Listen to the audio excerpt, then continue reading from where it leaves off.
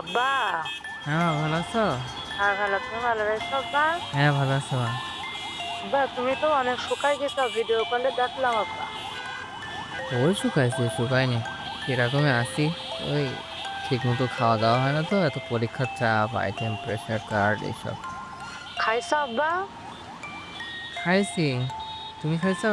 হ্যাঁ, এখনো খাইনি আব্বা। তুমি কি দিয়ে খাইছো? এই প্রতিদিন ডাইল খাই, গরু এই মুরগি আছে আর ভাজি। তো কি রান্না ভালো হয় আব্বা? ওই যেরকম খাই রেগুলার ওই রকমই খাচ্ছে।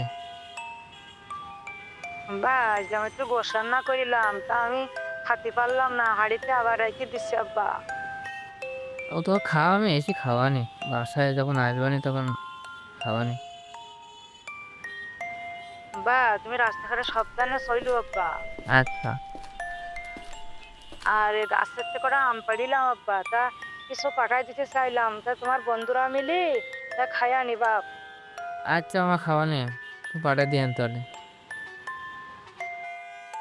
আচ্ছা, আর পরীক্ষার বাকি আছে কদিন আব্বা?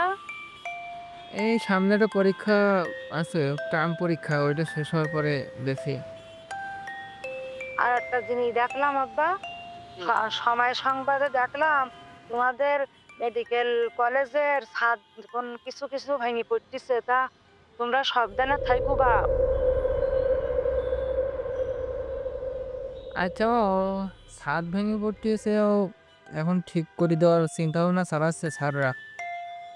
আহ, বিভিন্ন জায়গায় স্যাররা চেষ্টা চালাচ্ছে যে কিভাবে নতুন করে হল ব্যবস্থা করবে। আর ভেঙে পড়তেছে, আর টেনশন করে না তুমি, আমি সাবধানে আছি ইনশাল্লাহ। তারপর আব্বা কত আশা নিয়ে তোমার বুক ভরা আশা নিয়ে মানুষ করতেছি বা,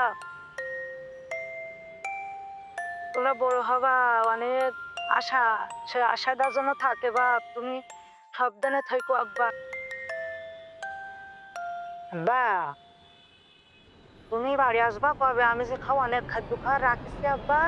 পিঠি খাতে চাও, দুধ খাতে চাও, রাজা হাঁসের গোশ আমি সব রেখে দিছি আব্বা তোমার জন্য। আচ্ছা আমি সামনে এই যে টার্ম পরীক্ষা শেষ হলে আমি চলে আসবো। আচ্ছা।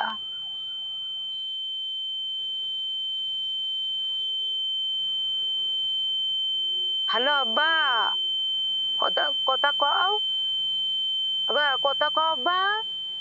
আব্বা কথা বলো আব্বা।